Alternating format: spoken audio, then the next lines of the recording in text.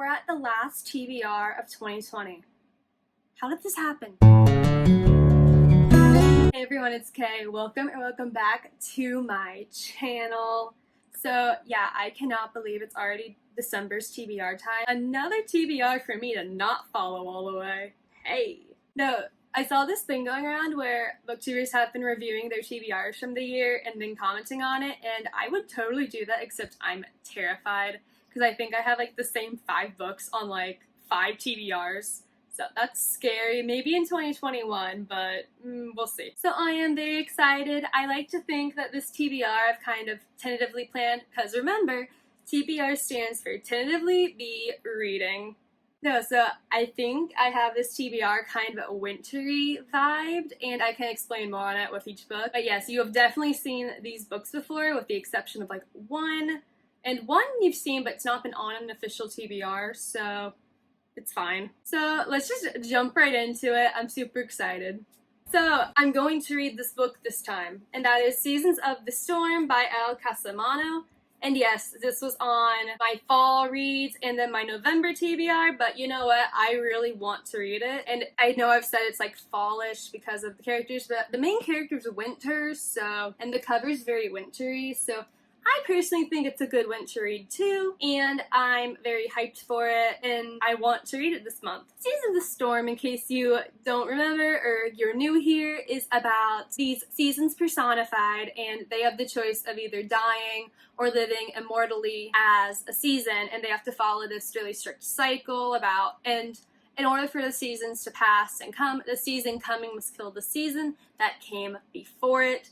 So our story here is starting with Jack, and Jack was given the choice to either die in his time or to live immortally and become a winter, and like all of us, you can guess what he chose. So this story is about him and Fleur, who is a spring, end up falling in love, and yes, you can see the problem here because Fleur is supposed to kill Jack in order for spring to come. And if she does not do this, she will be purged, which is basically her immortal death. And that's not a good thing and frankly sounds painful. So it is up to Jack, Fleur, Fall, and Spring in order to stop this cycle of death and defeat their creator who is out to destroy them. So yes, I've said it once, I've said it 100 times, I want to read this very badly. It's my first up for December, so hopefully that means I will read it. And book number 2 made an appearance on my Spooky Rex video. However, I think a dark, ghostly murder mystery surrounded by ballet sounds pretty dang good for winter too. So Red Point Crux is making a comeback. So the Red Point Crux is about this Olympic mountain climber named Megan who gets kicked off the Olympic climbing team. You know, however that ends up, I'm very intrigued about that still. And in order to just stay in shape and hopefully regain that athletic title, she has now joined the Corps de Ballet in their production of Giselle. However, as the performance season goes on, Megan then starts to notice that there are very distinct similarities between her life of murdered ballerinas and sickly ballerinas relating to the ghost story that is Giselle. Now, I'm gonna link my description of what Giselle is down below in my Spooky Rex video because I actually looked it up right then, and all I really remember is that Giselle is a ghost story about a girl who was loved by 2 men and she ends up dying, and the whole second act is just her as a ghost, and it sounds so cool. I want to watch it really badly, but I have a much better description of it in the description linked down below. So yes, and then as with all this, she ends up meeting a stagehand named Bellamy, and as she grows closer and falls in love with him, she has to now decide if he is out to kill her or if he's killing these other women and how she can survive this. So yes, I think it has a wintry vibe to it as well as a spooky vibe, so I hope I can get to it in December. Now for these last 2 books, both of them are wildly popular releases who have had nothing but good reviews. However, I only know their pitch, and that's how I want to keep it because I've heard more revealed about them. And I don't want to get into it. I want to go in as blind as possible. And that first one is Addie LaRue, The Invisible Life of Addie LaRue. This is BookTube's It List. Everyone that I've seen mostly nothing but good reviews. Everyone is loving this book and they say it is heartbreaking and despair and beautiful, and I'm so excited to read it. Like with Red Point Crux, I feel like this is a fall vibe, but it's also a winter vibe because, you know, immortality alone is kind of cold. No, so I'm gonna pitch this to you how I have heard it without any of the synopsis because I kind of started skimming that and it started giving information and I did not want that information. So Addie LaRue is about a girl who in the 1700s makes a deal with the devil and she is given the chance to live forever. However, it's on the condition that no one will remember her and everyone who has ever known her will forget her. So she lives this life trying to live it to her potential, make her mark on the world where no one remembers her.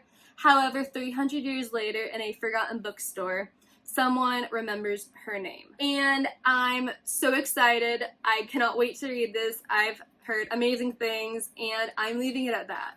And now I'm so excited. I have this in my hand. This was my most anticipated release of 2020. I've had it on my radar since February and it has received exceptional praise. It's amazing. I cannot wait to read it.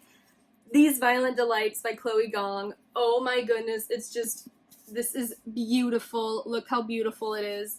I can't wait to read it. Oh my goodness, I'm so excited. I really hope I can read it this month. So again, I've not seen that much about this book and I'm keeping it that way. Again, because it's pitched as a Romeo and Juliet retelling set in 1920s Shanghai with a fantasy element, and if that does not grab your attention right away, I do not know what will. Both the characters are from rival gangs and they're both the heirs, and it's like childhood best friends to lovers to enemies back to lovers, and oh my goodness, I cannot wait, you guys. Again, I just heard nothing but amazing things and I'm so excited to read this book. Also, I just want to mention I do have a library book that I ordered, Geekerella, which is like a Comic-Con retelling of Cinderella.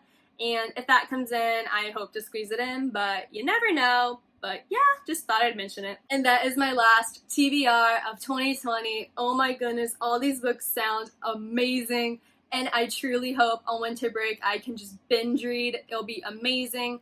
And if you guys have read any of these books, let me know in the comments how you liked them. And if you have any books you are really looking forward to this month, let me also know in the comments. If you want to see more of me, consider hitting that subscribe button. And if you want to find me elsewhere, my socials are linked below.